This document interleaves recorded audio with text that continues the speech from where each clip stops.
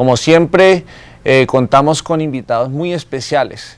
El día de hoy nos acompaña el profesor Juan Guillermo Gómez García, docente de la Universidad Nacional de Colombia y de la Universidad de Antioquia, quien estará compartiendo con nosotros una conferencia en el marco de la agenda cultural que desarrolla la Universidad Surcolombiana.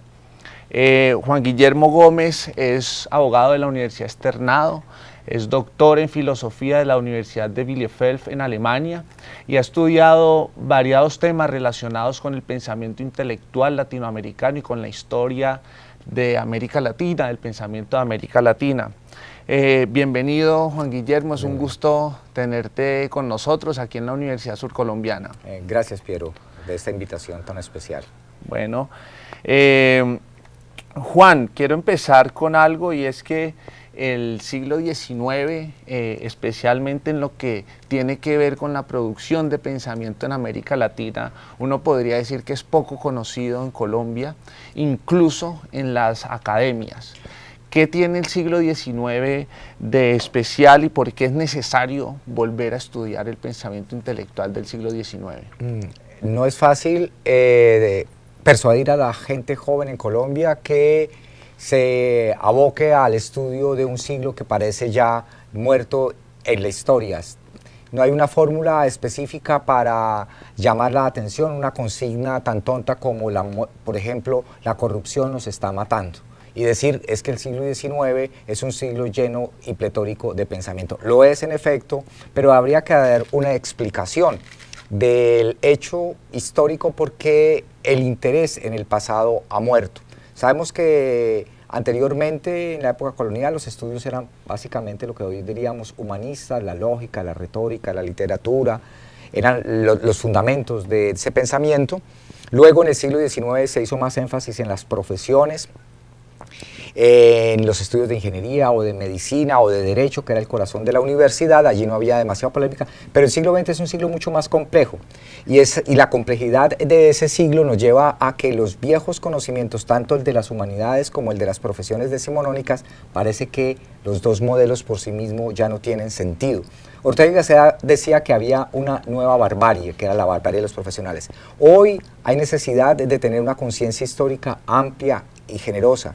Mire, es tan importante conocer la historia de la lengua, la historia de la literatura, porque esto es lo que nosotros todos los días es lo más práctico que hay. Lo más práctico en el hombre es hablar, es tener conciencia del proceso por el cual él ha llegado a pensar como piensa, y se piensa en palabras. Así que el estudio del siglo XIX es el estudio, y lo podemos ejemplificar en el caso de Andrés Bello. Dice, lo primero que se tiene que estudiar la gente es la lengua, la literatura y la gramática. ¿Por qué? Porque es el medio de comunicación fundamental y la estructura del pensamiento elemental del hombre. Si no tenemos esto, siempre hay un déficit enorme. Y nuestra sociedad colombiana particularmente, y desgraciadamente, ha carecido de estudios latinoamericanos. Nosotros no tenemos una facultad que se dedique a los estudios, así como hay en todas partes de en Europa o en los Estados Unidos, o que justamente tienen estudios latinoamericanos. Colombia carece de ellos, y si hay una vigencia al estudio latinoamericano, y sobre todo del siglo XIX, es que él no se conoce en nuestro medio.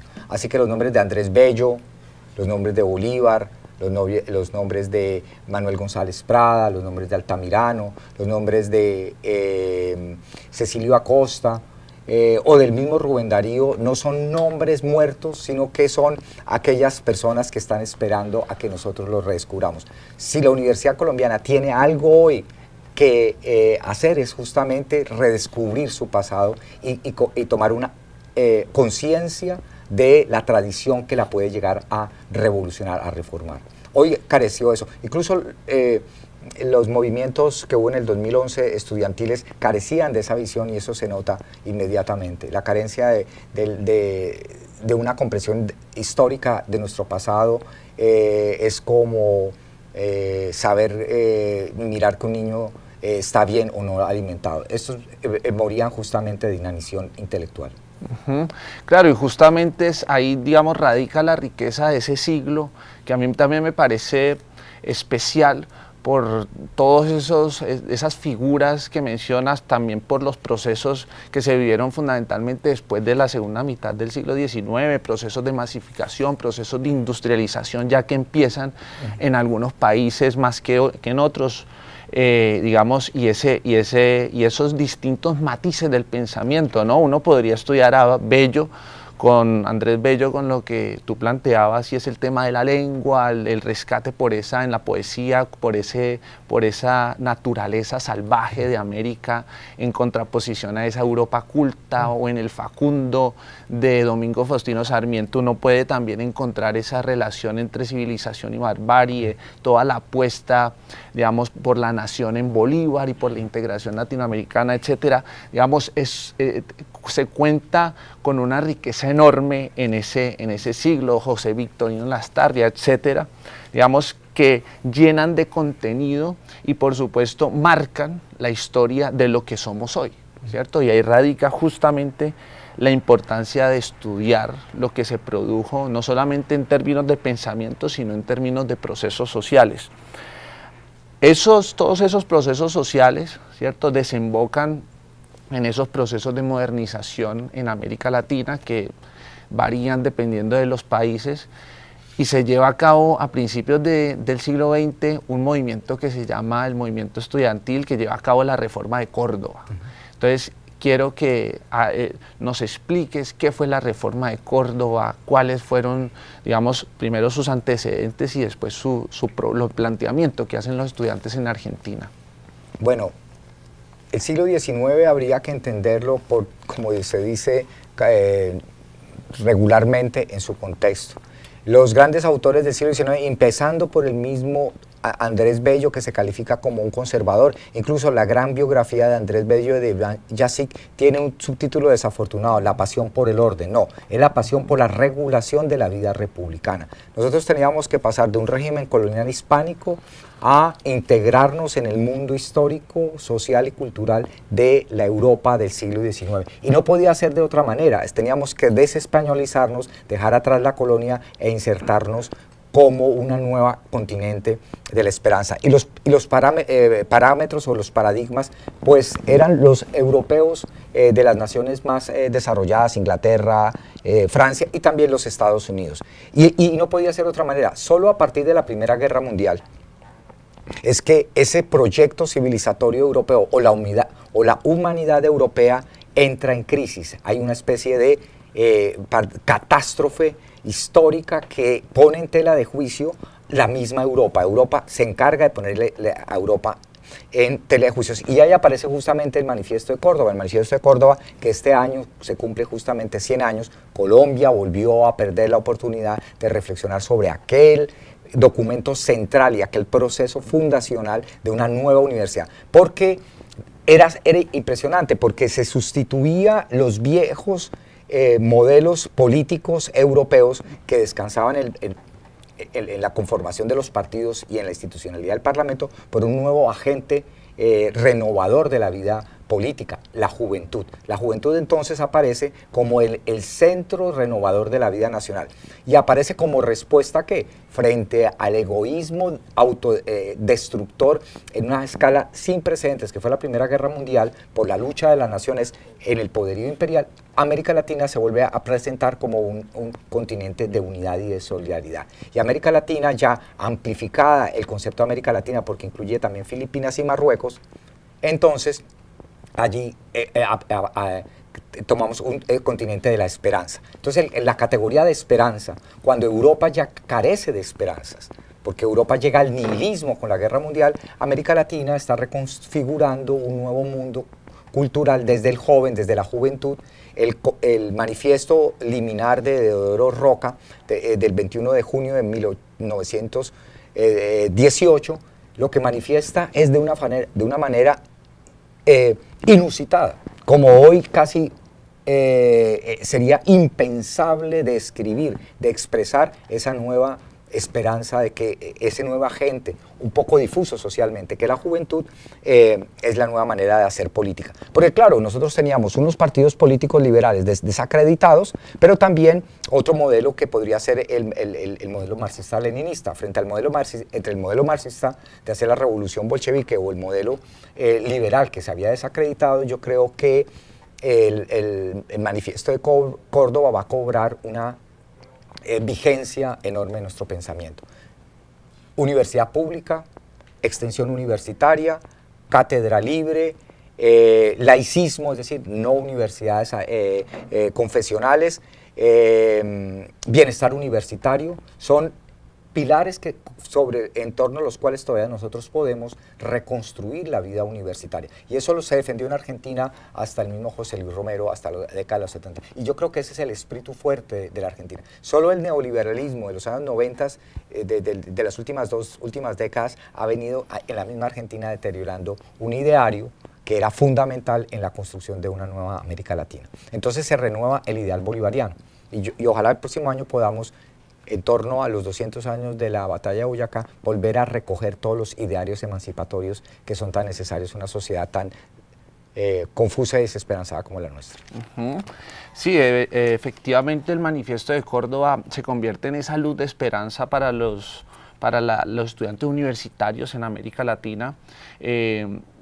Allí confluyen distintos movimientos en una universidad donde se esconde, donde quedan los resquicios de esa élite conservadora y tradicional argentina, y digamos ahí donde reacciona la juventud argentina, justamente en la Universidad de Córdoba.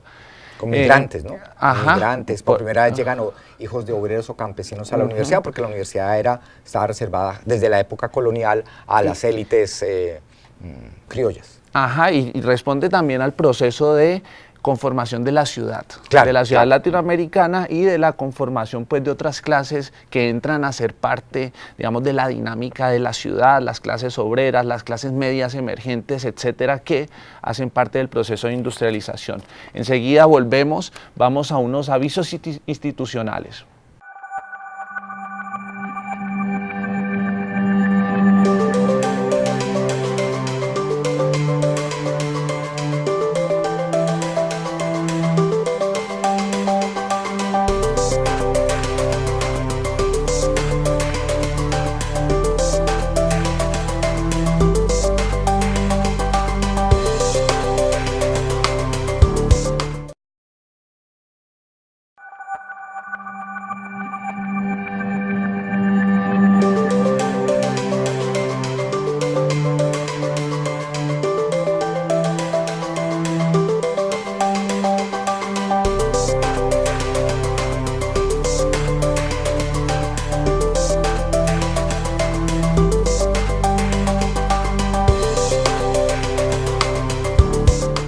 Hoy con un invitado especial, el profesor Juan Guillermo Gómez García, quien va a compartir con nosotros una conferencia alrededor de la reforma de Córdoba de 1918, hoy, en este año, digamos, celebrando el centenario. Veníamos hablando de la importancia y de cómo es que se lleva a cabo el manifiesto de Córdoba en la universidad donde se da este manifiesto, y un poco el contexto histórico después de terminar este siglo XIX. Juan, ¿nos podrías hablar sobre la repercusión del manifiesto de Córdoba en América Latina y especialmente en Colombia? Bueno, el manifiesto de Córdoba tuvo una repercusión enorme en algunos países de América Latina, particularmente en el Perú, donde va a dar lugar a la aparición del movimiento del APRA, y la gran movilización también social y popular que va a dar lugar el APRA. En México también fue fuerte, en Cuba tenemos el nombre de Julio Antonio Mella. En Colombia particularmente recordamos a veces el nombre de Germán Arciniegas con su estudiante de la mesa de redonda, pero es mucho más importante realmente la refundación de la Universidad Nacional en 1935-1936 por Alfonso López Pumarejo, porque allí lo que se trataba era de superar algo que en Colombia venía aplazado por la regeneración de Miguel Antonio Caro y Rafael Núñez. El hecho de que la sociedad diera un primer paso hacia la secularización, hacia la laicización de la universidad. Habría que recordar que hasta en 1935 el arzobispo de Bogotá intervenía a la libertad de cátedra, que era un principio de la reforma de Córdoba, porque había un profesor en la Universidad Nacional que dictaba Darwin. Justamente no habíamos conocido nosotros a Darwin. Yo creo que por eso es que a veces hay que decirles a los colombianos que las leyes naturales existen en una sociedad donde creen que todavía misteriosamente uno se contagia del VIH. No, se contagia porque existen las leyes de la naturaleza. Este proceso de secularización fue muy importante. Jorge Salamea, que fue ministro de Educación y también secretario privado de la presidencia, decía que era increíble en los actos fundacionales de la Universidad Nacional que en Bogotá, en el entorno bogotano, nadie sabía cuál era la calidad del carbón que había en su entorno. Es decir, nosotros no conocíamos nuestra naturaleza. Yo creo que en una sociedad donde se crece, cuando la masificación se expande de esta manera, justamente Jorge Salameda decía, en los clubes sociales de Bogotá todavía se hace como chiste si Bogotá tiene 150.000 o 450.000 habitantes, es decir, nadie sabía demografía, nadie sabía realmente los problemas sociales del país, y esto es, digamos, una de la necesidad de fundar la Universidad Nacional. Pero desgraciadamente la reacción conservadora fue enorme y violentísima. Recordemos que se funda la Universidad Nacional e inmediatamente se funda la Universidad Javeriana como reacción a esa universidad en 1936, a la Nacional, o se funda la UPB, la Universidad Pontificia Bolivariana, robándose miserablemente el nombre de Bolívar para fundar, digamos, la fuerza antilaicista, es decir, nuevamente la presencia del clericalismo para sofocar las tendencias modernizadoras. Pero yo creo que todavía la universidad pública en Colombia tiene es el único fundamento nuevo de la nacionalidad. Y sí debemos recordar también en este año que gracias a Alfonso López Pumarejo y esos grandes esfuerzos moderadamente modernizadores siguen siendo la última y la única esperanza que tiene este país. Quiere decir que Juan Guillermo fue mi asesor de monografía. En la Universidad de Antioquia trabajamos la idea de nación en Andrés Bello, y creo que, digamos, una de las lecciones que eso nos deja a quienes estudiamos ciencia política es que es fundamental volver a los estudios históricos y literarios para poder entender los procesos políticos en nuestros contextos latinoamericanos. Claro, es muy difícil uno poder leer el siglo XX si no ha tenido una lectura de lo que se produjo en términos de opinión pública, cómo se configuró la idea de nación en el siglo XIX, y eso, digamos, fue lo que se intentó hacer.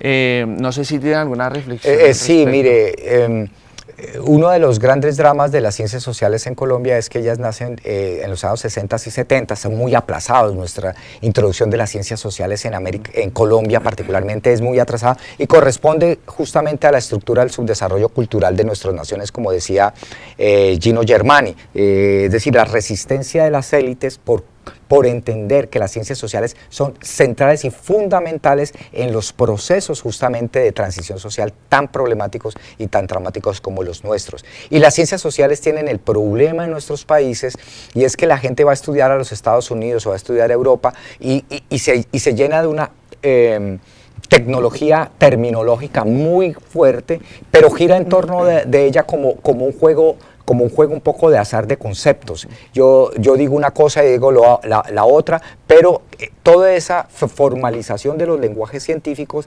carece de realidad, es histórica, es decir, carece de una base que le sustente, es decir, que le dé conciencia de que todos esos conceptos tienen razón de ser en procesos más avanzados, pero que nosotros tenemos que ajustarlos a nuestras realidades concretas. En ese sentido, por ejemplo, es muy lamentable que entre nosotros no se lea una sola palabra de Gilberto Freire, por ejemplo, de Gino Germani, de la más importante pensadora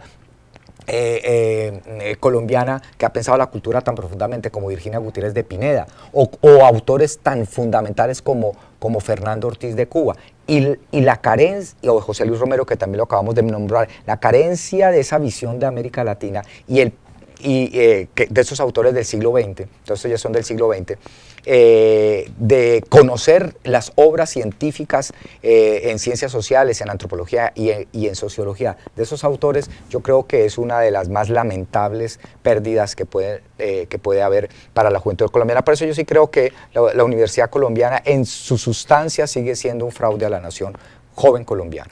Claro, porque si uno lee solo los conceptos, esas abstracciones que generalmente uno, digamos, estudia mucho en ciencias sociales y en ciencia política especialmente, y no conoce los procesos históricos, sociológicos, culturales, etcétera, no es capaz, digamos, de interiorizar esos conceptos. Es decir, no conoce esa historia y se queda en lo superficial. Entonces, y ahí radica justamente la importancia de la literatura también, digamos, de poder hacer esas lecturas. Incluso en la historia, ¿qué sería de nosotros? Y sería muy difícil conocer la Revolución Francesa si no se lee a Charles Dickens, por ejemplo. Todos esos procesos que se pueden leer a través de la literatura. Claro, es que solo aprender unas fórmulas mágicas traídas de las ciencias sociales o de la economía o de la lingüística europea, lo único que produce son confusión y esterilidad. Bueno, Juan, pues has trabajado autores tan importantes como Andrés Bello, Juan María Gutiérrez, Manuel González Prada, Bolívar. También hace algunos años, hace pocos años, sacaste un libro de divulgación sobre Bolívar, la Carta Jamaica, y a Rafael Gutiérrez Girardot, con quien tuviste la oportunidad de estudiar en Alemania. Quiero que nos cuentes en qué estás trabajando ahora, cuáles han sido tus últimos trabajos. Sí, ya después de un infarto y después de haber perdido casi los ojos con un desprendimiento de retina, me di cuenta que había llegado el momento en que me tenía que concentrar en mis estudios específicamente. Así que tomé la decisión de culminar mi trayectoria académica publicando las lecciones magistrales en alemán, Vorlesungen, de Rafael Gutiérrez Girardot, que dictó en Alemania entre 1970 y 1990, que comprende un cuerpo literario de la historia de la literatura y de la latinoamericana y española desde el siglo de oro hasta el siglo XX. Así que ahorita estoy en la traducción, edición, comentarios y de esas Vorlesungen de Rafael Gutiérrez Girardot, y culminar también paralelamente una tarea investigativa que tenía aplazada hace más o menos 20 años, que era la biografía intelectual de Gutiérrez Girardot. Hoy estoy en eso, espero que este año, o mejor dicho, en un mes, ya culmine el primer tomo de aquellos 8 tomos que tengo proyectado, cada tomo cerca de unas 500 páginas, de la traducción, edición, crítica de las lecciones magistrales, que son verdaderamente magistrales, de Rafael Gutiérrez Girardot, y que considero que es la esencia y el núcleo aún no desconocido, porque todo estaba inédito y sin traducir del alemán, y que creo que este va a ser mi aporte ya para que pueda leer sin angustias el texto de Cicerón, La ancianidad. Bueno. Juan, pues muchas gracias por haber compartido este espacio. Espero que te hayas sentido muy bien durante esta estancia aquí. Y yo sí vuelvo a recomendarles a los huilenses que lean y relean a Rivera, y que lean la biografía de Eduardo Neales Silva sobre Rivera, que sigue siendo un clásico de nuestras letras y que nos permiten a nosotros también, como huilenses, tener mucho orgullo de la tierra donde nacimos. Por supuesto, Juan Guillermo. Bueno, muchísimas gracias. Esto fue Entrevistas Ágora. Hasta una próxima oportunidad.